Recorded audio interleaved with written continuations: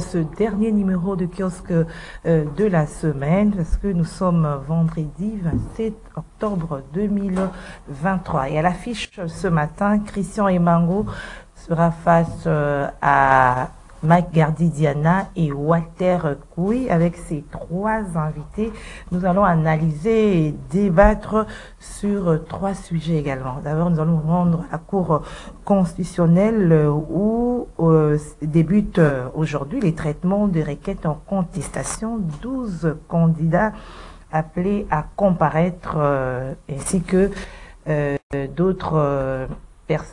que la Commission électorale nationale indépendante. Et nous parlerons également de ce communiqué de la Maison Blanche où les États-Unis maintiennent leurs sanctions contre la République démocratique du Congo. Joe Biden déclare que la situation en RDC continue de constituer une menace inhabituelle extraordinaire pour la politique étrangère des États-Unis. Pour cette raison, l'état d'urgence national décrété en 2006 et puis modifié en 2014 reste en vigueur au-delà du 27 octobre 2023. Analyse et commentaires, c'est avec nos trois invités. Et puis cette mise en garde sévère du gouvernement congolais aux rebelles du M23 appuyés par le Rwanda, je peux vous dire au nom du président et au nom du peuple congolais qui si jamais, même par hasard, une balle tombée sur Goma, sachez que nous allons réagir dans les heures qui suivent. Ce sont là les propos du vice-premier ministre, ministre des Affaires étrangères, Christophe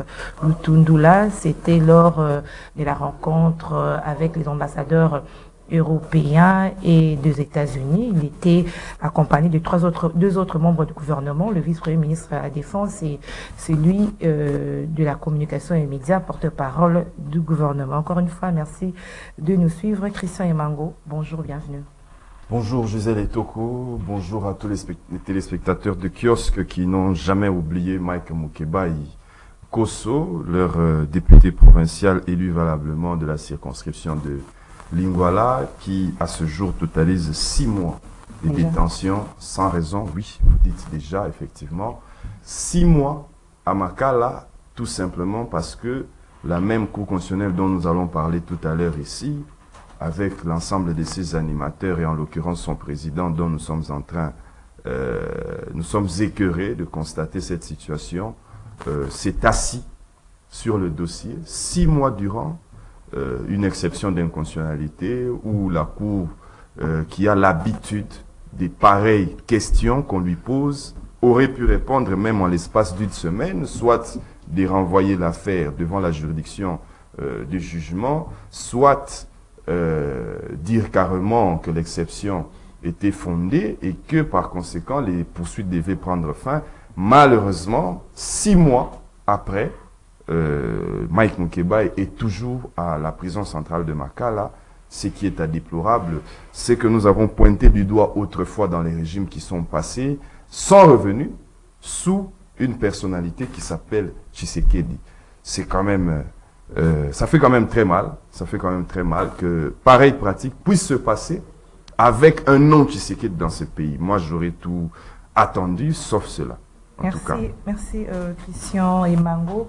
Alors, Mike Gardidiana, bonjour, bienvenue. Bonjour madame, merci pour l'invitation. Voilà, alors le troisième invité c'est Walter Koui, bonjour, bienvenue Walter. Merci beaucoup madame, bonjour à vous et également bonjour aux téléspectateurs de CCTV et puis aux auditeurs de radio-télévision RALIC, pour être court. Je voulais embrayer sur ce que vient de dire maître Christian tout à l'heure. S'agissant du dossier Mike Mukeba, c'est vraiment surprenant que ça prenne autant de temps parce que jusqu'à ce jour, il n'a pas encore été condamné. On a vu la célérité avec laquelle le dossier Godin-Poy et puis plusieurs autres dossiers avaient été rapidement liquidés ou traités au niveau de la Cour constitutionnelle pour interpréter, comme il le disait tantôt, il est avocat. Ils ont souvent l'habitude de dire que la vitesse de la justice n'est pas celle de médias, mais nous devons nous poser la question, qu'est-ce qui justifie que ce dossier-là prenne autant de temps alors que ça fait plusieurs mois depuis que Mike Mukeba a saisi la haute cour, question d'interpréter, est-ce que on doit encore attendre plusieurs mois pour que ce dossier soit totalement clarifié. Et si on doit l'envoyer être jugé, qu'on l'envoie, parce que à la limite, cette détention risque de devenir arbitraire si l'on y prend garde. C'est pas question de mettre la pression sur la justice, mais il faut que la justice, notre justice, que le président de la République, que tout le monde décrit, sache faire correctement son travail pour que les uns et les autres ne la soupçonnent pas de fonctionner à géométrie variable. Voilà ce que je pouvais dire par rapport à ce Voilà, dossier de alors la Moukébaye. justice va également répondre à toutes vos préoccupations par rapport à ces sujets. Christian Emango, je reviens à vous. La Cour constitutionnelle, vous l'avez évoqué tout à l'heure, début des traitements des requêtes en contestation, c'est-à-dire qu'on peut s'attendre à l'invalidation de certaines candidatures à partir après les traitements. D'abord, la première observation que je fais de ces contentieux des candidatures devant la Cour constitutionnelle, c'est curieusement, toute l'opposition est entrée dans le piège, dans la démarche insidieuse du régime en place de distraire l'opinion. Distraire l'opinion dans des questions qui manquent de caractère essentiel. C'est important, certes, mais est-ce nécessaire de pouvoir nous lancer à pareil débat? Parce que le temps que nous sommes en train de nous concentrer sur ces questions que moi j'estime de peu d'importance, pendant ces temps, nous laissons en paix Denis Kadima, pendant ces temps, nous le laissons faire ce qu'il veut et qu'il ne respecte aucun texte. Madame Gisèle, je dois vous dire que en date du 18 octobre de cette année, effectivement, la liste définitive des candidatures des élections présidentielles avait été publiée par... Bien, la Cour ne descend pas sur des questions et des comptes finales. C'est une juridiction qui a des affaires qui sont les plus prestigieuses du pays et il faut laisser les juges se concentrer sur des questions les plus importantes. Les tribunaux de travail sont là, il y en a des tas à Lubumbashi, ils pouvaient descendre là-bas. Pour ce qui est de la nationalité, vous comprenez alors l'obscurité de Libéré. Pour ce qui est de la nationalité, Nous n'entrons pas encore dans le fond de chaque dossier. Alors, précisez-moi le sens de votre question. Alors, c'était juste de façon générale. Ma question était d'ailleurs, est-ce qu'on peut arriver à écarter certains candidats ou de la façon dont vous voyez les choses? Mais une autre question par rapport à vos propos, est-ce que vous ne trouvez pas qu'il faudrait qu'on puisse vider tous ces contentieux pour qu'on puisse aller aux élections de façon apaisée? Là, vous répondez en quelques Non, que chacun fasse son travail, que chacun fasse son travail. Que la Cour constitutionnelle fasse son travail, mais que la CENI aussi fasse le sien.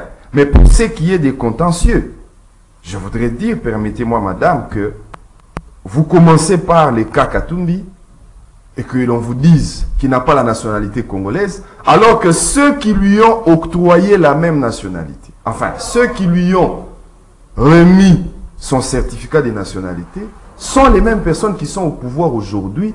Moi, je me demande si nous faisons la politique, pourquoi? Merci, bon, mais comme on a invité tout le monde, oui, comme on a invité tout le monde devant la Cour constitutionnelle, libre choix à chacun, que ceux qu'on a aussi contesté leur diplôme, que ceux qu'on a aussi contesté leur identité, puissent se présenter devant la même Cour constitutionnelle. Mais je vous assure que toutes ces affaires ici ne nous mèneront nulle part. Ça a été fait tout simplement pour distraire l'opinion, à pouvoir faire le monitoring sur les élections, les vraies élections. Il fallait nous orienter vers des débats que vous allez voir après. Il n'y aura rien qui va se faire. Ça a commencé au Parlement et puis ça vient maintenant devant la Cour constitutionnelle. Merci Christian. Katoumi ne sera pas inquiété, mais pendant ce temps, nous serons distraits. Nous n'allons pas exiger les listes électorales ni la cartographie des bureaux de vote. Merci Maïgardi Diana. Est-ce que ce traitement de requête en contestation, est-ce que vous ne trouvez pas que c'est vraiment important qu'on puisse vider tous les contentieux pour qu'on puisse aller aux élections apaisées? Merci pour la question. Je crois que en tant qu'État, on doit maintenant transcender les questions, pour moi, qui sont d'ordre procédural. Parce que ça, c'est une évidence, tout le monde le sait. Après la publication provisoire, la Cour entre en lice avant la publication définitive. La question, c'est est-ce que vous ne trouvez pas que c'est important? Oui, mais c'est justement important, c'est pourquoi les législateurs l'ont prévu dans cette procédure-là. Je crois que la grande question que l'opinion peut se poser aujourd'hui, c'est est-ce que ce contentieux porte le germe d'un potentiel conflit demain? À cette question-là, à moins qu'on soit Dieu, personne ne peut répondre à cet instant ici. Dans la mesure où, aujourd'hui, il y a des requêtes en contestation, en annulation des candidatures, et je crois que seule la Cour a les compétences nécessaires pour pouvoir se prononcer. Et puisqu'on est dans une procédure judiciaire, l'affaire commence aujourd'hui, je crois qu'on va calmer nos ardeurs, on va attendre la décision de la Cour. Après, en fonction des éléments que la Cour pourra évoquer, on jugera de la pertinence ou pas. C'est vrai que les décisions de la Cour ne souffrent d'aucun débat, d'aucune contestation, ça c'est vrai, mais nous, en tant qu'analystes, on peut se permettre de lire entre les lignes et de pouvoir voir, si pas dans les approches juridiques, mais au moins sur le contexte politique. Mais laissez-moi vous dire une vérité aujourd'hui, c'est que je crois que je ne vois aucun intérêt aujourd'hui pour le pouvoir de s'aventurer d'aller dans l'idée de pouvoir exclure certaines candidatures. Je ne vois pas. Parce qu'aujourd'hui, il ne faudra pas oublier qu'il y a une contrainte, il y a une pesanteur extérieure sur la RDC et que la moindre contestation peut être la goutte d'eau qui fait déborder le vase.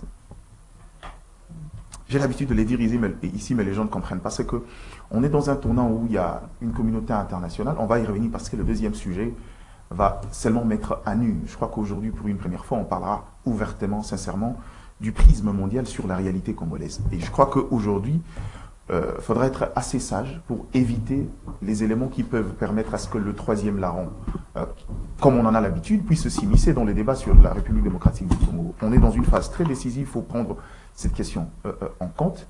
Et je crois qu'aujourd'hui, à moins que ce soit l'amateurisme, le pouvoir ne se permettrait pas. Mais je crois que la CENI en a prouvé. Moi d'ailleurs, j'ai été content du fait que cette CENI-là, pour une première fois, fait ce contrôle-là en amont, parce que la CENI aurait accepté de recevoir le dossier, par exemple de Moïse Katumbi, sans respect des exigences telles qu'on avait dit, les quelques documents qui devaient être originaux, et après des comptes, s'en servir de cet alibi-là pour pouvoir écarter sa candidature. Le fait de pouvoir faire le contrôle en amont et dire, écoute, à ce niveau ici, le dossier n'est pas complet, il faut le compléter, pour moi, c'était un élément de décrispation. La meilleure façon pour la CENI de pouvoir éviter ces genres de tensions-là à la République, et je crois que la Cour fera que son travail. C'est-à-dire, les hommes de droit le savent, on dit la loi est dure, mais c'est la loi.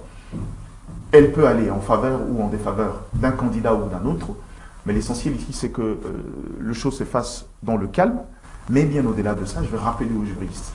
Il y a un élément essentiel que les gens disent, le fait précède le droit. À la limite près. Autant qu'on dit que toute vérité n'est pas bonne à dire, il y a des choses qu'on peut éviter juste pour privilégier la paix. Et comme j'ai l'habitude de dire aux gens, parfois, la paix est préférable à la raison.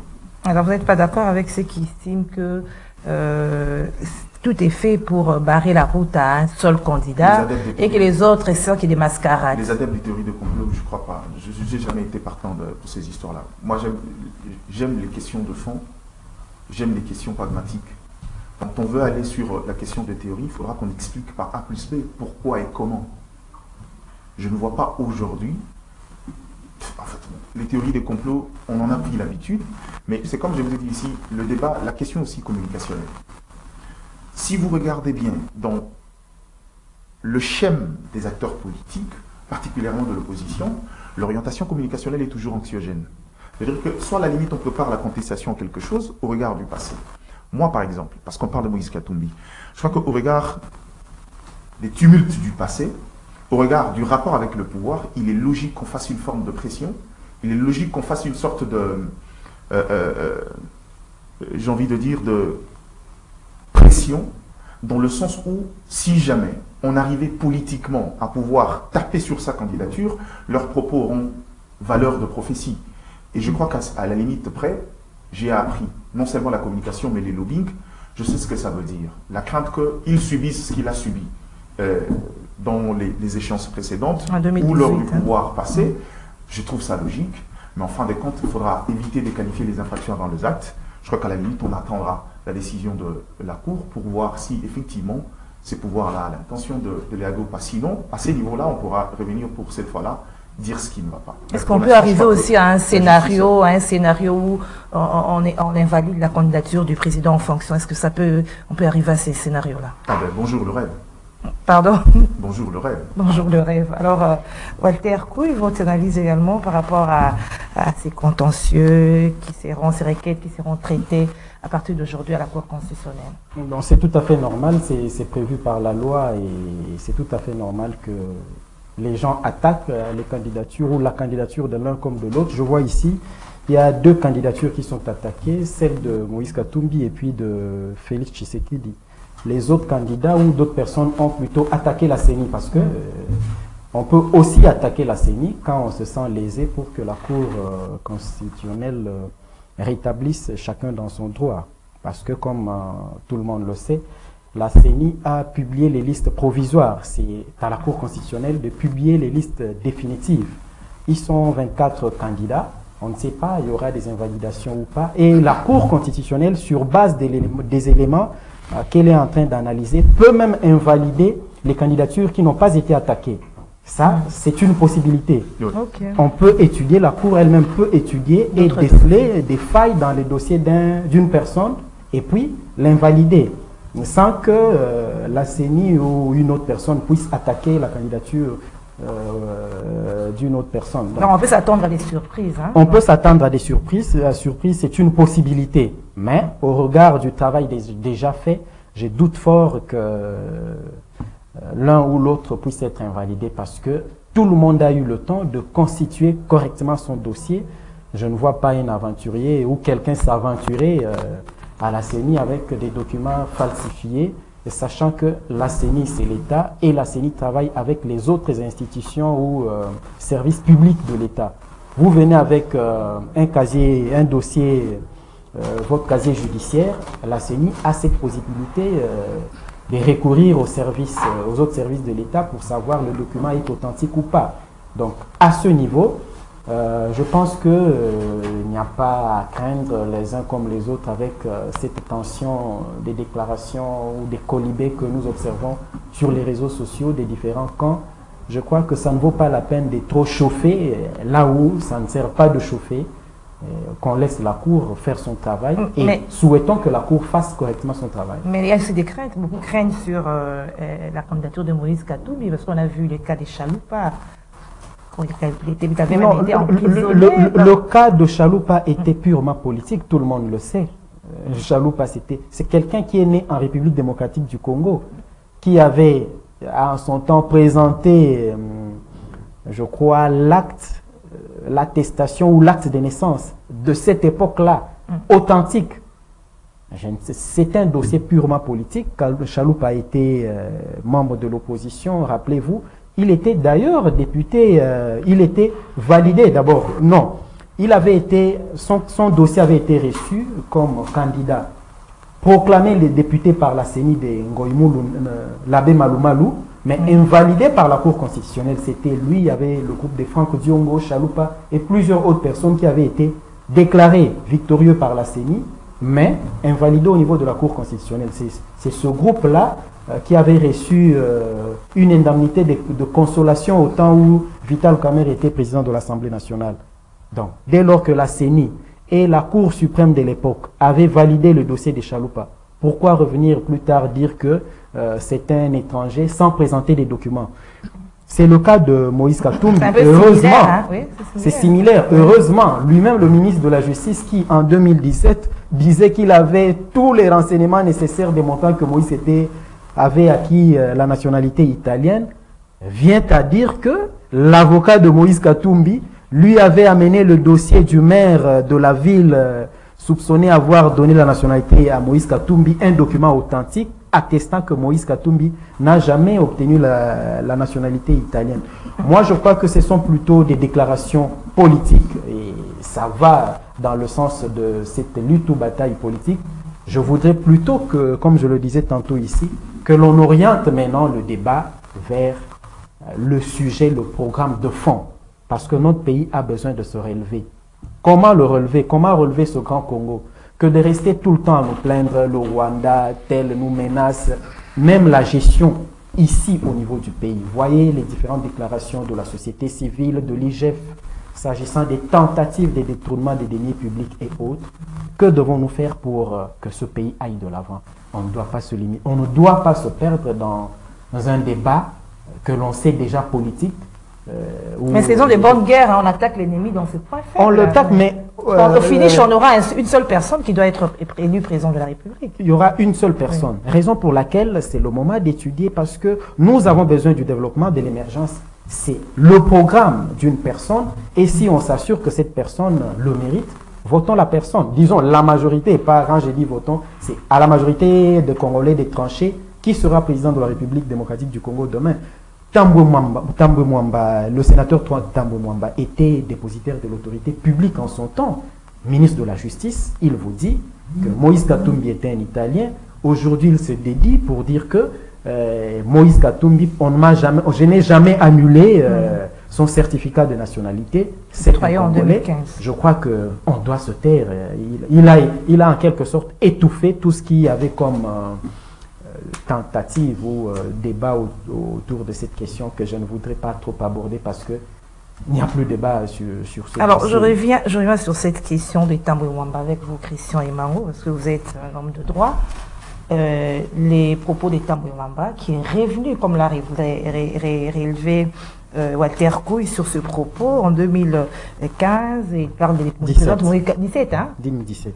Il présente Moïse Katumbi comme Italien. En 2023, aujourd'hui, il les présente, il dit qu'il n'a jamais annulé son certificat de nationalité, hein, son certificat de nationalité.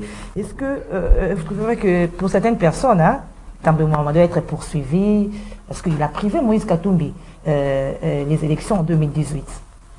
Écoutez, aujourd'hui aussi, je peux dire que Félix Tshisekedi n'a jamais obtenu le diplôme de l'ICC dont il a parlé en Belgique.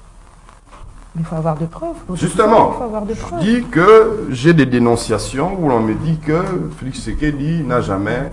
J'ai vu Alain Bolodjoa aller à l'ICC en Belgique, vérifier, il n'a pas trouvé. J'ai vu tel qui est allé... Là, il s'agit d'un ministre de la Justice. Attendez, je vous donne la ouais. réponse. Que j'ai appris qu'il n'a pas obtenu son diplôme. Et puis j'ai dit, pour ce faire, il faut contester son éligibilité. Je peux être ministre et le dire. Maintenant, on m'apporte des preuves. L'Italie m'apporte des preuves disant que... la Belgique ou l'ICC m'apporte des preuves disant que Tshisekedi a effectivement obtenu son diplôme. La Belgique le confirme.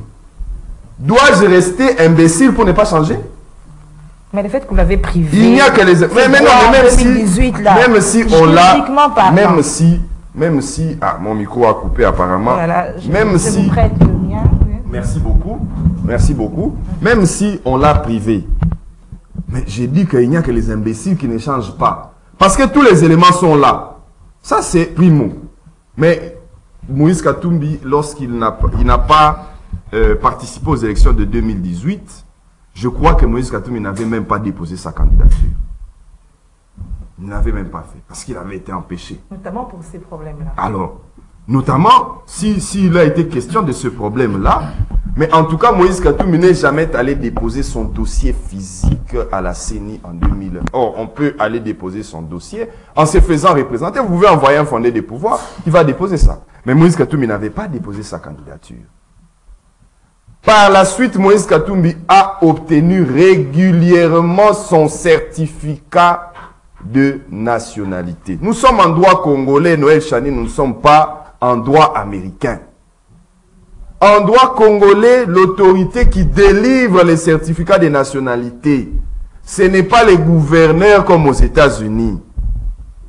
Ce n'est pas les maires comme en Italie.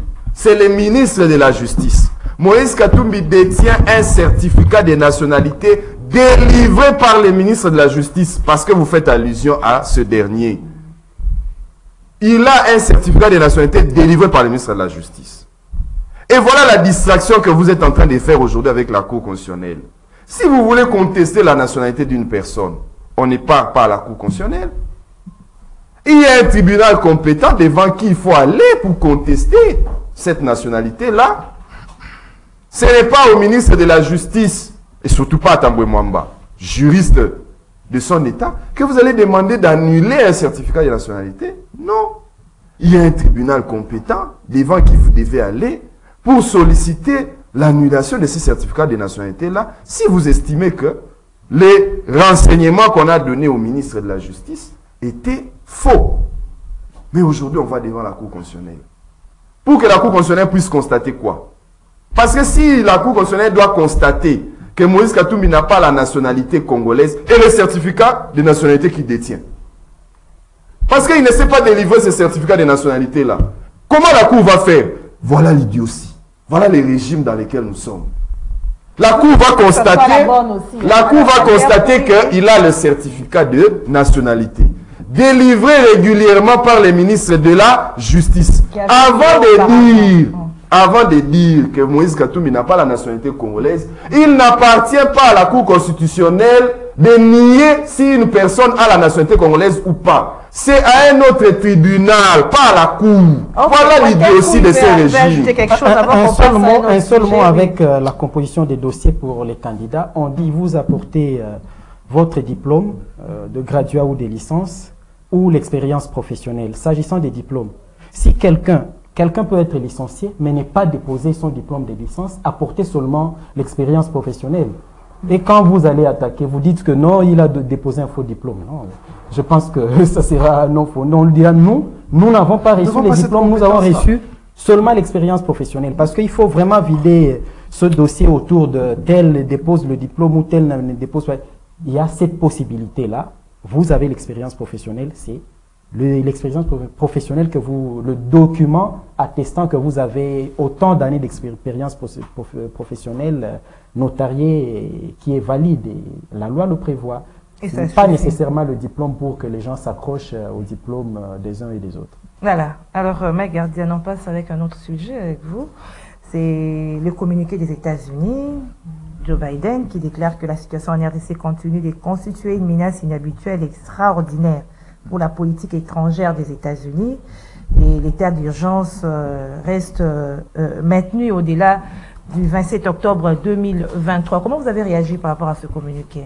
Merci. Permets-moi de mettre aussi une réaction en quelques secondes sur le premier sujet. Oui. Je crois que je vais dire ce que j'ai dit la dernière fois. S'il y a un moyen d'orienter le débat vers les questions de fond, c'est à nous de le faire. Et je crois qu'ici, il y a une part de politique, mais il y a la vérité juridique. Je crois qu'est-ce qu'il faut dire la vérité aux différents candidats. Parce que dans le dossier de Moïse Katumbi, il y a un certificat de nationalité. Mais le caractère exclusif de la nationalité congolaise, si jamais, après ou avant, il détient concomitamment une autre nationalité, il y a des juridictions compétentes pour pouvoir faire valoir ces droits-là. Et je crois, à mon sens, que ce travail-là, c'est pas maintenant le faire de manière alambique comme ils sont en train de le faire aujourd'hui. Et je crois qu'ils feront œuvre utile à le faire convenablement et selon la procédure. Je comprends, le problème n'est pas de détenir un certificat de nationalité, surtout que, à la limite, c'est ton pays d'origine. Mais le problème, c'est détenir concomitamment deux nationalités. À ces niveaux-là, vous perdez automatiquement la nationalité congolaise. C'est le cas avec Katumbi. Non, je n'ai pas dit que c'est le cas. Ouais. Je leur donne l'exemple parce que c'est la plupart des arguments que les autres utilisent. Mais si c'est le cas, il y a des juridictions compétentes pour pouvoir faire ce travail-là.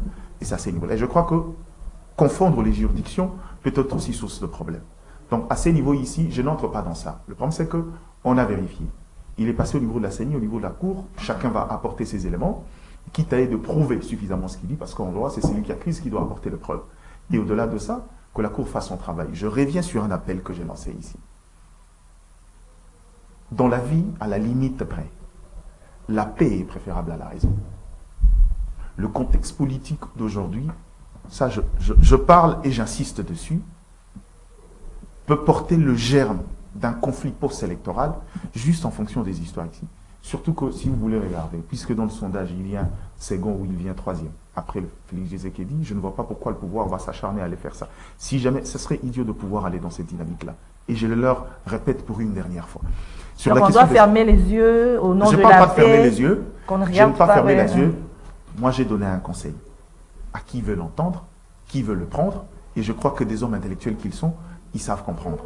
Mais dans le fond, jusqu'à aujourd'hui, je crois, peut-être naïvement, qu'aucune dynamique n'est faite dans l'idée de pouvoir l'écarter. À ce sens ici. Parce que je ne vois pas une raison valable. Je ne vois pas.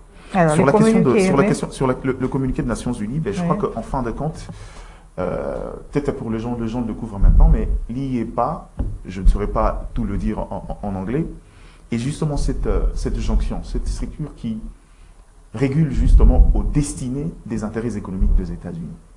Aujourd'hui, les Nations Unies nous prouvent à suffisance que quand la question de la RDC, quand nous sommes dans le prisme sécuritaire, sur la question de la protection des civils, eux sont dans le prisme économique. Ça, c'est un danger. J'ai l'habitude de le dire, mais les gens n'entendent pas. Le Congo est vu sous l'angle mondial comme étant la réserve de demain. Le Congo regorge à lui seul l'essentiel de l'économie de demain. Pas tout, mais l'essentiel. Et qu'aujourd'hui, pendant que nous on tue, la question aussi c'est à quel moment intervient cette idée de pouvoir maintenir les sanctions, encore cet état d'urgence en termes de politique étrangère des États-Unis. Ça encore, c'est un danger.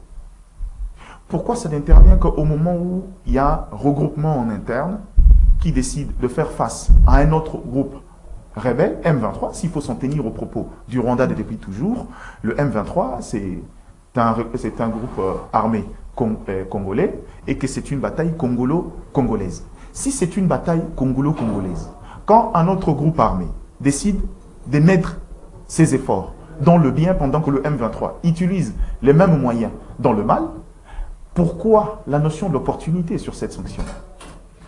Vous me ramenez à ce que je suis en train de vous dire aujourd'hui. Il est exercé aujourd'hui sur la République démocratique du Congo une forme de pression. Cette pression-là peut émaner de beaucoup de choses, au-delà des dimensions politiques. J'aimerais rappeler aux gens ici que cette communauté internationale aujourd'hui se sent délestée de quelque chose. Le pouvoir actuel n'est pas une émanation d'une force étrangère. Tshisekedi n'a pas été imposé par une quelconque communauté internationale. Il est venu d'une dynamique interne. Ce qui fait qu'aujourd'hui, de lors que la gestion de la question de l'Est ne va pas dans l'idée de tomber dans les compromis habituels pour avoir un semblant de paix ou une paix presque précaire, peut constituer un danger. Je ne dis pas ici qu'il y a un sans faute dans la gestion de la question de l'Est, mais les refus de négocier avec le M23, où on a l'habitude, de manière empirique, regardez. Même en 2013, quand on arrive à bout de ces forces-là, sur terrain, militairement, ils sont de fait, mais on nous oblige à aller autour d'une table pour négocier. Négocier quoi et en fonction de quoi? Et aujourd'hui, on sent que la dynamique est pareille, mais on veut nous contraindre au même schéma, c'est-à-dire le schéma des négociations à perpétuité. C'est ça la logique des Nations Unies et les autres forces autour. Et qu'aujourd'hui, le fait que Kinshasa résiste à ces niveaux-là, c'est un problème pour eux. Est-ce que c'est pas parce que le processus électoral n'est pas rassurant avec tout ce qui se passe, ça coïncide aussi avec les débuts de traitement à moins que vous rassurez que le processus électoral de 2006, de 2011 et 2018 était rassurant. Si vous endossez cela, je veux vous croire. Merci, donc, en gros, merci sur ces regards-là, on a toujours eu les mêmes problèmes de contestation et autres. En fait, on est encore africain, on était sur nos premiers pas, on apprend sur le tas. Ça, c'est une chose. Mais aujourd'hui, cette question transcende les questions de politique interne. Cette question-là transcende la question simplement électorale. Cette question-là a une autre dimension. Le rapport entre les États-Unis. Quand un secrétaire général se permet de dire du haut de la tribune des Nations Unies que le M23 a un armement plus sophistiqué que non seulement l'État congolais, même la MONUSCO qui constitue le plus grand contingent des forces des Nations Unies dans le monde, c'est pour vous dire que la dynamique, l'approche militaire n'est pas envisagée. C'est-à-dire que pour eux, le Congo doit régulièrement et constamment tomber dans le dialogue. Parce que dans le dialogue, c'est là où on fait des compromis et chacun y tire ses dividendes. Pour leurs intérêts. Merci Maïgadi. Alors Walter, est-ce que vous avez la même lecture ou c'est une mise en garde par rapport au processus électoral? Je partage totalement tout ce que Mike Gardi vient de dire. C'est à nous, Congolais, de nous responsabiliser parce que ça en est de trop. Essayons de nous organiser à l'interne. Je disais ici, sur ce même plateau, il y a quelques mois passés, nous sommes le seul pays de la sous-région qui cherche le monde entier pour venir résoudre ces problèmes. Parce que rébellion, agression, tout ça parce qu'au niveau interne, nous ne faisons pas peur. C'est pourquoi n'importe qui peut prendre les armes, peut terroriser la République. Si au niveau de l'interne, on devient sérieux, on s'organise comme il se doit, Je ne pense pas qu'une personne va se lever et dire, prendre les armes pour aller chercher à protéger plutôt sa famille ou son clan. Il n'y a pas un problème de tribu ou de quoi en danger ou une espèce, une race en danger en République démocratique du Congo. Non, il n'y en a pas. Mais le Rwanda, si je dois le citer, profite de notre faiblesse pour manipuler certains Congolais, mais surtout nombreux Rwandais qu'on infiltre comme des Congolais, parce que nous avons des frontières perméables, c'est pourquoi. Et ce qui arrive, arrive. Les États-Unis, rappelez-vous, lors du processus électoral de 2018, avaient pondu ce même type de communiqué. Il y avait encore plus de pression. Rappelez-vous, l'ancien chef de délégation de l'Union européenne, Marc Ouvry, avait été expulsé de la République démocratique du Congo pour ce genre de communiqué. À l'époque, c'était Cheo Kitundu qui était ministre des Affaires étrangères. Séance tenante, pendant une réunion, il lui avait demandé de faire les bagages et de quitter la RDC en déant 48 heures. Et le monsieur s'est retrouvé un mois plus tard affecté au Mali. Donc, on revient sur les mêmes choses, les mêmes inquiétudes des gens qui veulent nous donner les leçons parce que c'est nous qui leur donnons tous les moyens ou la possibilité de faire les communiqués qu'ils ont à chaque fois qu'ils ont des leçons ou des remontrances à faire contre la République démocratique du Congo. Moi, je demande plutôt à nos autorités de voir la charge qui pèse sur leur épaule, de s'assumer et de faire le travail correctement. S'ils le font correctement, si notre pays est en paix, s'il n'y a pas tout ce qu'il y a comme antivaleur, on ne va pas voir ces gens-là tout le temps nous remonter, nous donner des conseils, des leçons à chaque fois. C'en est de trop. Moi, je crois que c'est un communiqué de plus qui ne va rien changer sur le cycle des événements. On ira aux élections, c'est sûr.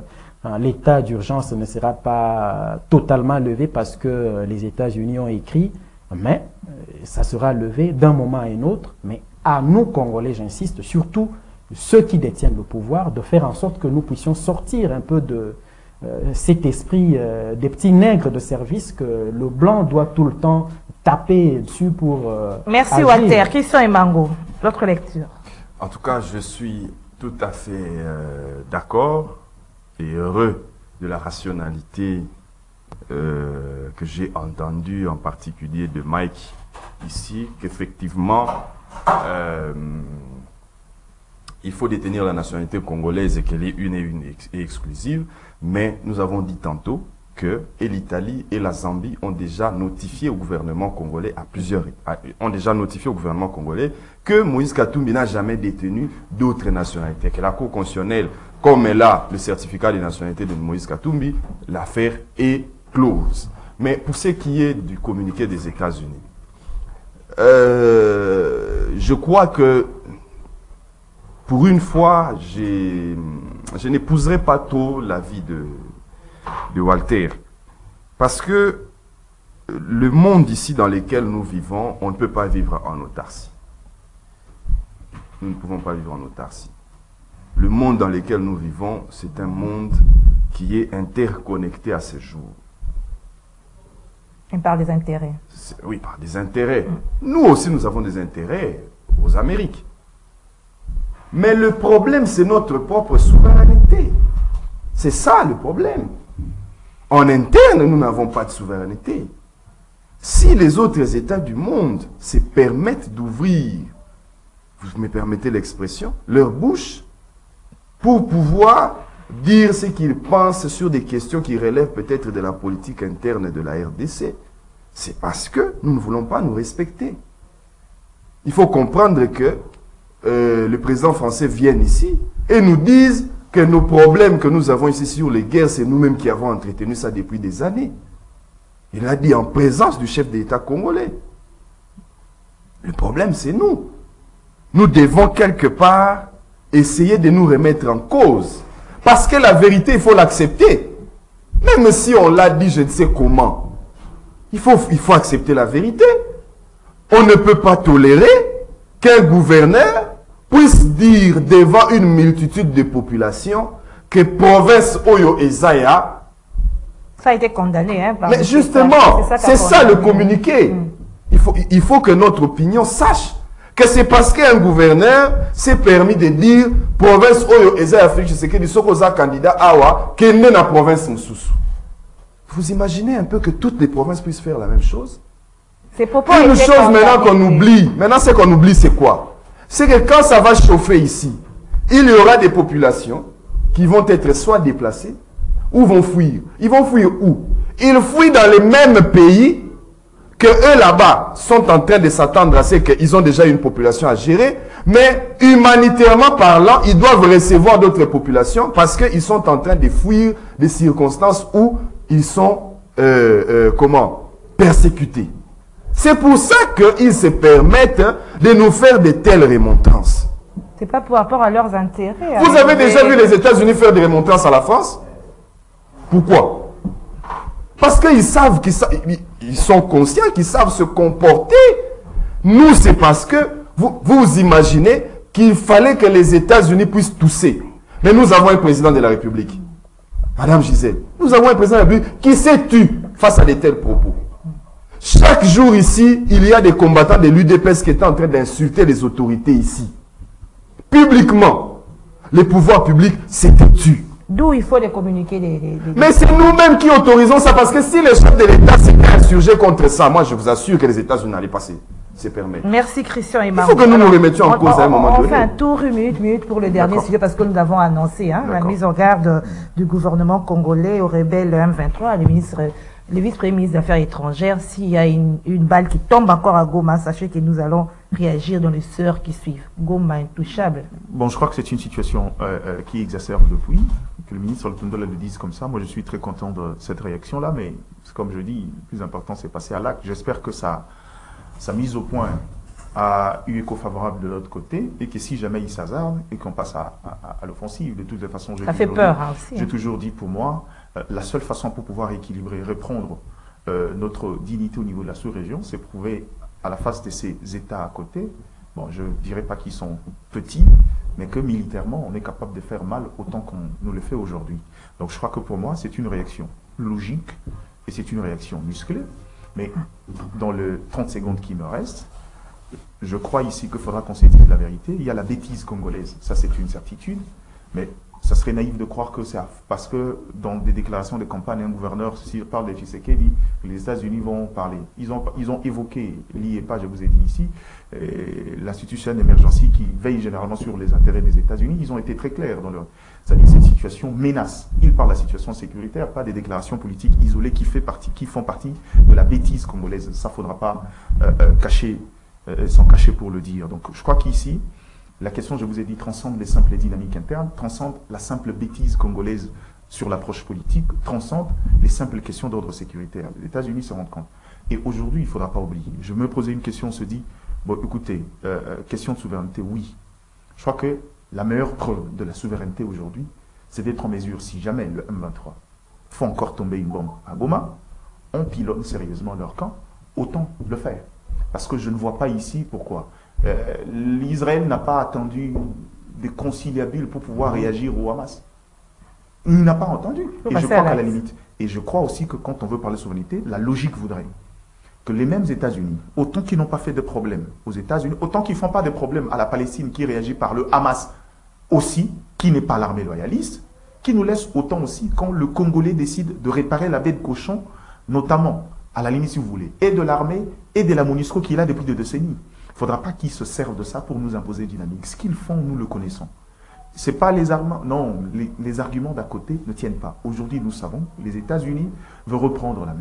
Les États-Unis nous conduisent dans les schémas traditionnels d'aller là-bas, même si, en fait, la réponse, la question, ce qu'ils veulent nous dire, c'est quoi? Même si vous arrivez à faire le M23 définitivement, cette question-là, il faut aller dialoguer, il faut négocier parce qu'on ne peut pas le résoudre par l'approche militaire. Eh bien, qu'ils attendent, on va voir si cette fois on va négocier. Voilà, Terkouille, votre analyse également. Il faut souligner qu'avant cette mise en garde, il y a eu un ultimatum. Hein? C'est ce que j'allais... Vous me prenez juste les mots. C'est de trop. On a déjà le premier ultimatum. Et même quand il dit, il suffit qu'une seule balle tombe dans la ville de Goma.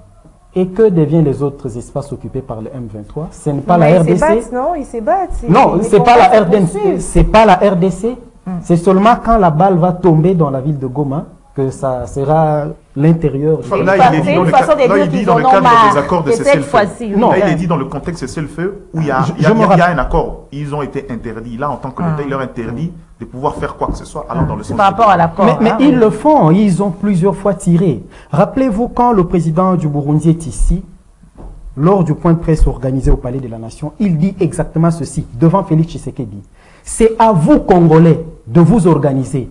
Et puis il ajoute, aucun accord n'interdit au FRDC d'assurer les missions leur conférées par la Constitution. Okay. Ça, c'est le président du Burundi qui le dit. Devant les journalistes, devant les diplomates, devant le président de la République, Félix Tshisekedi. Donc, protéger les frontières, protéger notre pays, est un devoir, est une obligation pour nos forces armées. Elles ne doivent pas attendre, et comme j'ai vu un autre communiqué du porte-parole du gouvernement, les drones qui photographient les militaires rwandais traversant la frontière, on ne tire pas dessus, on se limite à prendre des photos et on écrit met dans le sac. Respectueuse des textes, des accords de cessez-le-feu.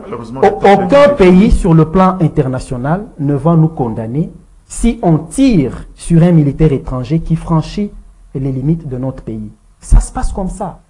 Lisez toutes les conventions, lisez le droit international. C'est comme ça. Vous franchissez les territoires d'autrui, même ici à l'ambassade des États-Unis, vous allez forcer, on tire sur vous, vous mourrez. Comme Kokoloane est mort.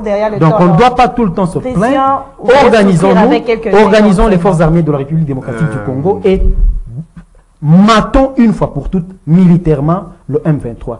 Si nous n'arrivons pas à battre militairement le Rwanda via le M23, on ne sera pas en paix. C'est pas sur le plan politique. Christian, vous avez que 30 secondes. 30 secondes, en tout cas, j'épouse totalement ce que Walter Kouy a dit.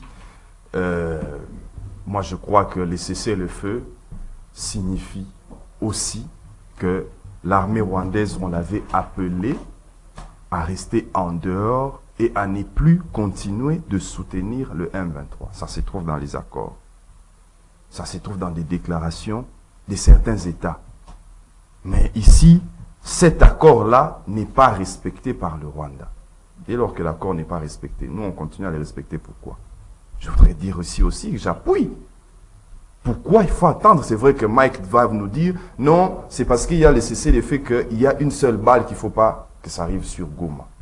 J'en conviens, mais la question que je me pose, est-ce que le Rwanda n'est pas en train de danser comme on était banamiké, kopal, aswakate, soko lengetinda et nabumaï? Je ne sais pas si on est en train de danser. Je ne sais pas, non, je ne sais pas si on est en train de, le Rwanda est en train de danser comme ça. Parce que combien de fois ici, nous avons déjà dit, nous allons faire ça. Kopal, tout ça, les l'autre côté. On ne divulgue pas tout, hein? Non. Ça veut dire que, plutôt que de dire, si une seule balle tombe à Goma, nous anticipons.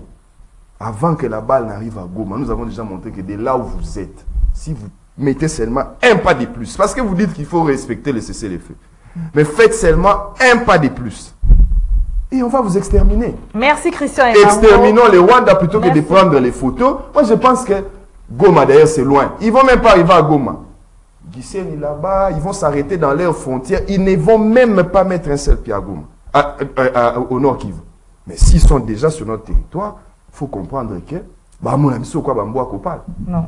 Merci Christian Emango. Merci Walter Kouy. Malheureusement. Merci. Le débat se coupe trop vite. Vraiment, les temps. Vous voulez ajouter quoi? Non, ne vous en faites pas. Vous voulez dire quoi? Non. Si j'ajoute, c'est-à-dire on fera encore un tour de table. On y reviendra, on a tout notre temps. Désolé, voilà. Merci Maïgardi Diana, Walter Kouy. Merci Christian Emango. Merci à vous, fidèles téléspectateurs. Merci à l'équipe technique. Merci au coach Doudou Montiri, l'homme de Mongafoula. Madame, monsieur, bon début de week-end. Je vous retrouve lundi avec le même plaisir. Au revoir.